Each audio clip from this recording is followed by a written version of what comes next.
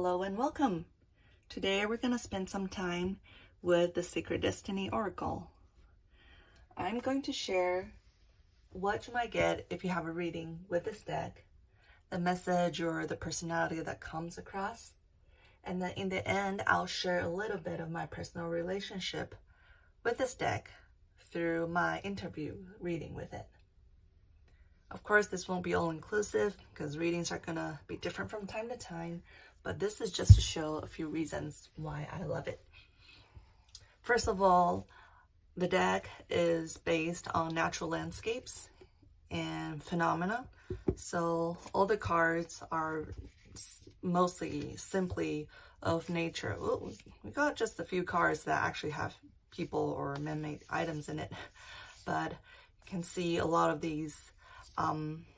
I love this is the cover of a volcano or a dormant volcano, and so this is you will love this if you have this kind of natural connection and you feel this sense of awe when you're out in nature. The other is the art style.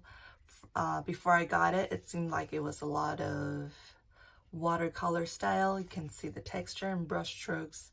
In reality, there's a lot more digital aspect to it. Sometimes it's kind of sleek, sometimes there's a little bit of collage feel to it. So that's a few notes on the visual style. I feel it's generally very warm, it's colorful, but it's not too primal colors, and it's also not too muted either. Okay, so let's get into kind of the characteristics of readings from this deck from my experience. First of all, we were talking about how it's full of natural landscapes. So it is going to show a lot of images of nature and maybe the teaching or the wisdom that it has to share. This is great for developing a more personal relationship or even a dialogue with the earth. What is it that you feel when you're on a prairie and a strong gush of wind comes across? What can be discovered spiritually through that, or sometimes even just through your body physically?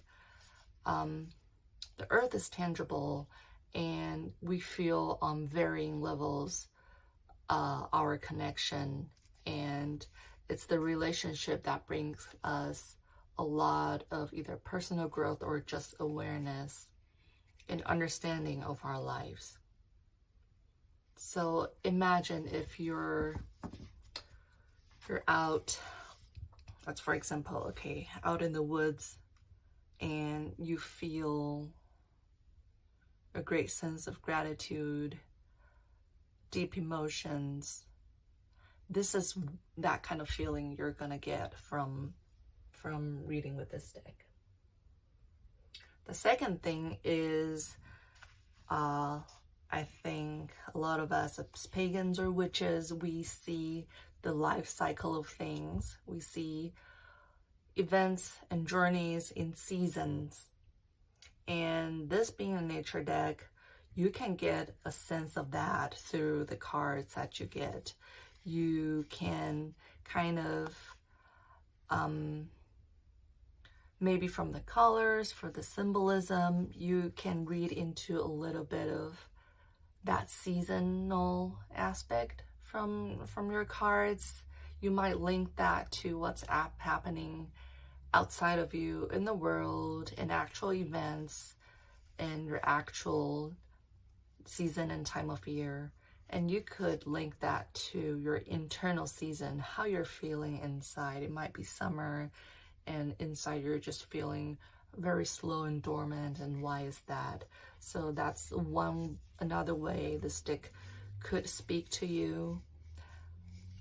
It will highlight that cycle part of our lives and help you be aware of where you are in your journey.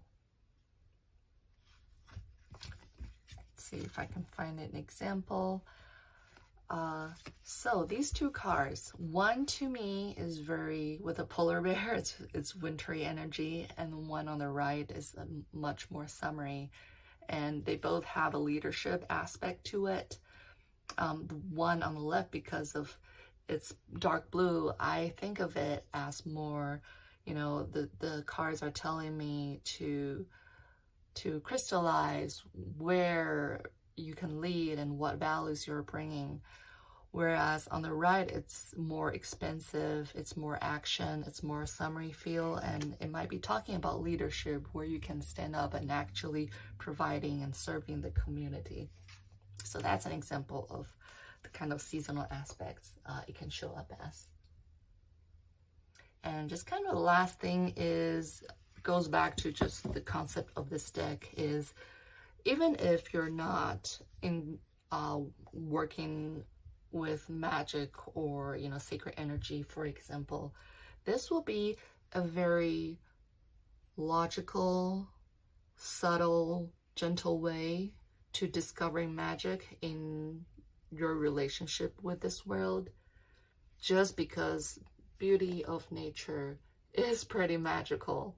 It's a logical kind of magic, and it can expand into more of the mystical sense of magic. There is perhaps only 2 or 3 cards that shows whatever's not really visible in our world. There's a unicorn here. I don't think there's and here's this is not magical. This is kind of imagination of what we already create as humans in this world.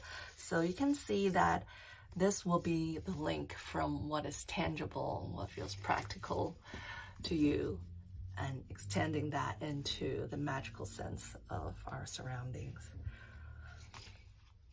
So this is a few reasons I love this deck and how it might support you. And I'm going to share also when I had an interview reading with this deck. So different cards might show up, and my personal relationship also show up, because when I asked the deck to introduce itself, that this was the card. And to me, this is showing the North Star. That means this deck will be the North Star and guide that I can always come back to remember my beginnings, my holly innocence. It will pull me back to being the center of this universe where I'm just a tiny little dot, and this deck will serve as a guide into that expansive universe. Another card that I had in the interview was asking what message it wants to bring to us. And what we got was taking risks. And this is depicting high plateaus, so very dramatic landscape, in some instances called, kind of described as the God's place. And I think that means that this deck, when it brings messages, there's an undertone of reminding us the world is changing rapidly. It's not going to be as comfortable as we have always seen before. There's a little bit sense of urgency. It's urging us to be prepared for rapid change and always be prepared for the unfamiliar. The status quo, the norm, is going to be fading away a lot faster in our world. So this is a little bit of, despite of the beauty and serenity in most of these cards, there's that undertone of urging us to move forward. And so that's kind of the introduction to readings with this deck. To wrap it up, I think this deck is great for doing a broad range of reading, a broad range of topics, especially if you want to get out of your ego, when you want to stop being tangled up with personal relationships and drama and all that, because there are very few cards with humans in this deck.